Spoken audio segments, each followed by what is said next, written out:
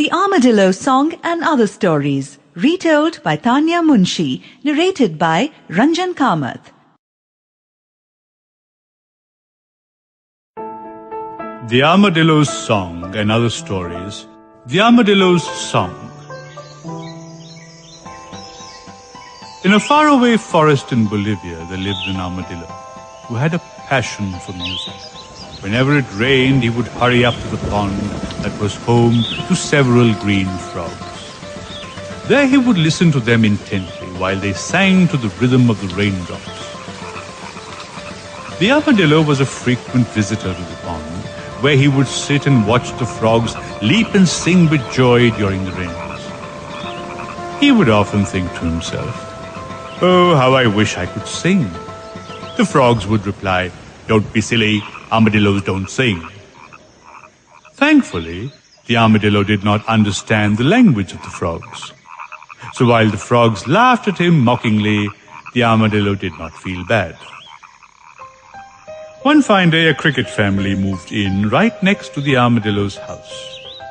The armadillo was happy to hear them chirp merrily, and he listened to them intently, like he listened to the frogs.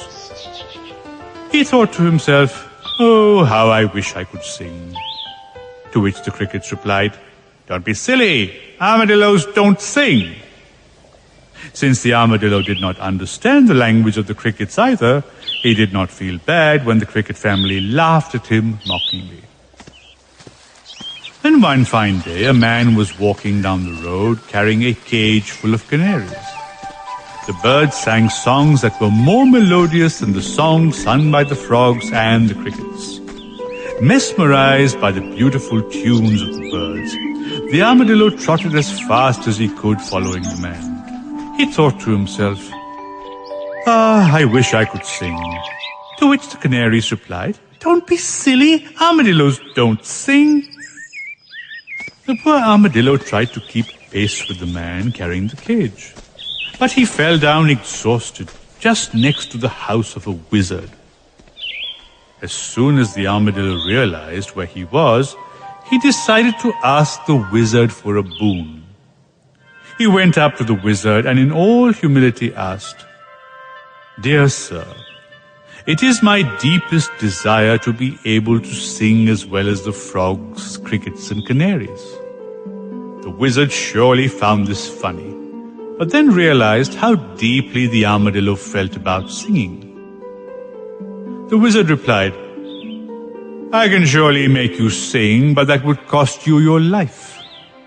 The armadillo replied, "You mean to say if I die I can sing?" "Yes," replied the wizard sadly. "Then I want my wish to be fulfilled right now. I would do anything to sing," cried out the armadillo. The wizard was not too keen on fulfilling the wish that would take away the life of such a nice armadillo. He tried to persuade the armadillo, but in vain. Reluctantly, the wizard had to kill the armadillo and created one of the finest musical instruments from his shell. He then gifted it to one of the town musicians to play. So whenever the musician played the instrument near the pond, the frogs would cry out, "Hey, the armadillo has learned to sing." When the crickets heard the musician play the instrument, they would say, "Hey, the armadillo has learned to sing." When the musician played the instrument at his friend's house, who owned a cage of canaries, the birds would cry out, "Hey, the armadillo has learned to sing." The truth is, the armadillo had indeed learned to sing, and his voice was the most beautiful of them all. Like the best musicians of the world, the armadillo sacrificed his life for one of the most beautiful arts.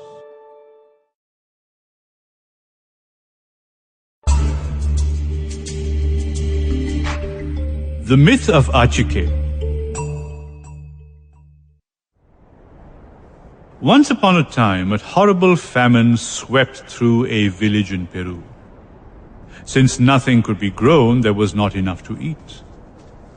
Owing to this calamity, a little brother and his older sister were abandoned by their parents. The children wandered in search of them. An old woman called Achike saw the tired and hungry Sample complete. Ready to continue?